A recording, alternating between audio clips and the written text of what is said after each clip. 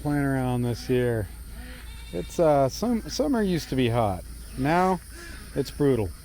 Across the world, homesteaders are battling record-breaking temperatures, scorching droughts, rising humidity that pushes animals, plants, and people to their limits. I know we are. These animals are hot, guys. I mean, it's brutal out there. On our 2-acre Florida homestead, we've learned the hard way how to survive and even thrive during historic heat waves. Today's video, I'm going to show you exactly how we keep our animals cool, protect these gardens, and manage heat stress on a small homestead without breaking the bank. Before we talk solutions, let's be real about the problem. Heat waves are no longer rare events. They're happening more often, lasting longer, and hitting harder. If you live in zones like here, which is 10A, or anywhere in the southern U.S. or the Philippines or, Malaysia, where else? Thailand, Vietnam, somewhere super just gets scorching hot, the islands, let us know. Let us know where you're watching from. Animals pant all day long. Water buckets can grow algae in hours. Plants will bolt, they will wilt, they will shrivel. You're constantly worried about heat stroke. I know we are. For your livestock and yourself. What good are your animals if you're passed out in your yard from having a heat stroke? The number one defense against heat on a homestead is going to be shade. Natural or man-made. It does not matter, guys. Just make sure everything and everyone has access to it. Our chicken coops and duck houses are positioned under trees. We try to keep them faced away from the harsh afternoon suns. You can use shade cloths, with at least a 40% or higher UV blockage over your raised beds, your goat pens, your rabbit hutches. Our rabbit hutches are over there actually inside of the chicken coop up against the wall right now to keep them cool. Man, it's hot. Our horses and donkeys have access to shaded areas. That's what I'm showing you here. See the way the tree line goes down? It rides down an acre that way, about 6-7 properties, and follow it down, and it's shaded the whole way down.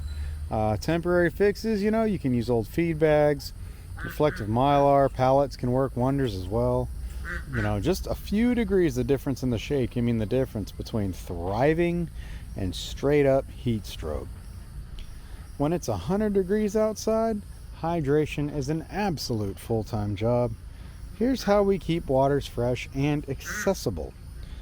You want to refill your animal water buckets twice a day at least. Scrub them out to prevent slime buildup. Ice jugs in the water or your pool. Has anyone ever done that before? You would need a lot of jugs unless you got a kiddie pool or something. But you can freeze them, reuse. You can freeze milk jugs or soda bottles, like 2-liter bottles, overnight. And toss them in your goat's water, your horse water, your duck waters, chicken waters. You could even put it in the top of your chicken buckets, honestly, depending on the type of water you have. You can set out shallow pans for chickens and ducks to stand in as well. We have kiddie pools accessible on multiple points on our property here. You can see one here. The blue one over there where the ducks are at. This is a great shaded area. That's why I'm focused on it here today for this one. Our goats get electrolytes. You can add it to their water a few times a week during their heat wave. Drip irrigation, which we do have on our blueberry bushes and our banana trees in the front of the property. It keeps the garden alive without wasting water. I can also say though, lately here in 10A in Southeast America, it's been raining a lot lately in the evenings. It's that time of year as well, finally. Still though, you're talking the heat between between like 10 in the morning and about 6 p.m. Brutal. Don't underestimate how fast animals and plants can dehydrate in extreme heat. One mistake can cause a major loss. Some people think fans are just for humans.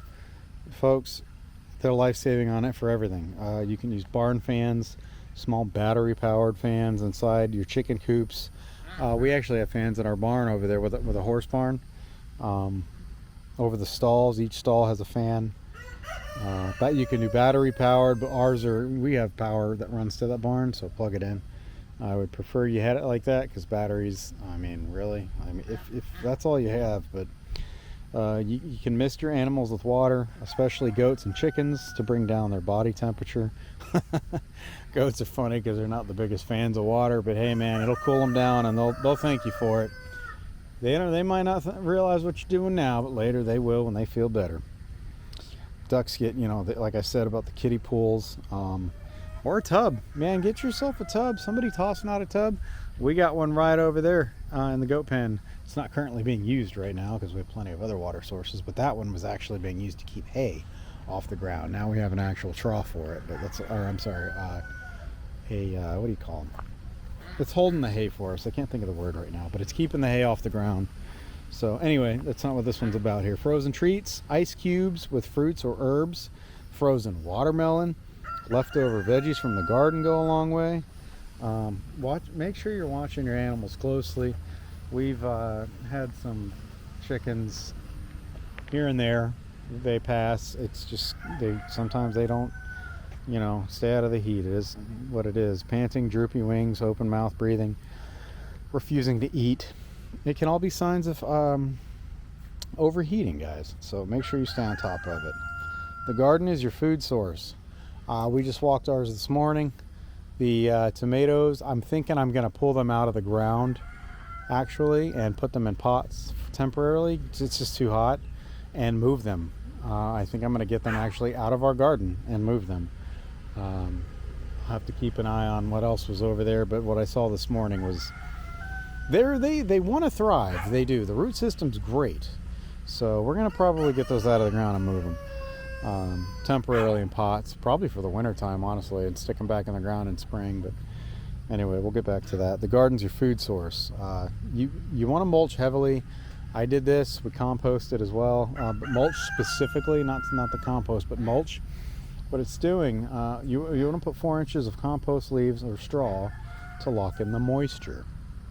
You water in the early evening only to reduce evaporation and fungal growth. Shade cloth or trellis your vining crops, to create microclimates that cool other plants. You can choose your heat tolerant varieties like okra, sweet potatoes, spinach, depending on the type of spinach, eggplants, cherry tomatoes that thrive in hot temperatures. Now, look, the feel like temperature was 118 the other day here. That's why I'm making this video, because I'm telling you guys, they will say thrives in full sun. They're not referring to 16 hours of 115 degrees or 118. That's sorry, they're not. That's too hot. Your stuff will burn. It will die. There's not enough water that can save it. So it's literally natural selection at that point if you've got it sitting in that kind of sun. I have some vetiver grass for another video that I'm working on. We're gonna plant some sugar cane with it as well. But anyway, you want to stay flexible. If something bolts or dies back, you can compost it and plant it when the temperature eases up. It's not that big of a deal. Expect losses in the heat. Hopefully not with your animals, but I say expect because it can happen. A lot of homesteaders burn out literally.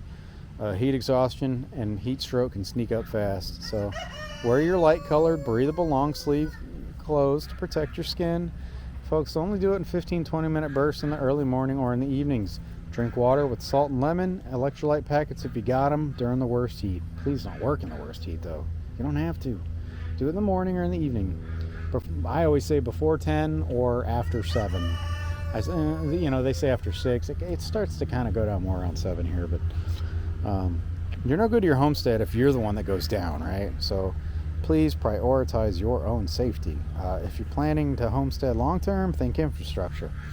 Plant your trees for long-term shade, fast-growing ones, mulberry, moringa, then create shade in just 1 to 2 years. Like I said, I'm going to do vetiver grass, actually, which is going to help tremendously. And the way our banana trees are actually going to sprout on the end of our blueberry bushes is going to create shade next year. I'm just really praying that our blueberries make it through this year. It's just so brutally hot. You can install rain barrels or a gray water system for drought resilience. Build your, earthen shelters, berms, sunken beds to insulate cool space naturally. Raise your animal shelters off the ground to increase airflow.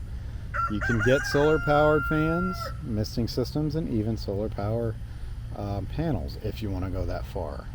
I usually think more on the budget side of things, but you know, these historic heat waves, they're not going anywhere. I don't know if you've noticed, but it's getting hotter and hotter. You know, everybody feels differently regarding that. It's getting hotter and hotter every year, but with the right planning, your homestead can survive and even grow through them. And if you found this helpful at all, hit like. If you're dealing with the heat too, let me know. Subscribe for more real life homesteading tips. It's free, straight from the dirt. So let me know in the comments how you guys keep your animals and garden cool during extreme heat. Guys, we're all learning this together. Every day is learning. Nobody's an expert at this. Thank you.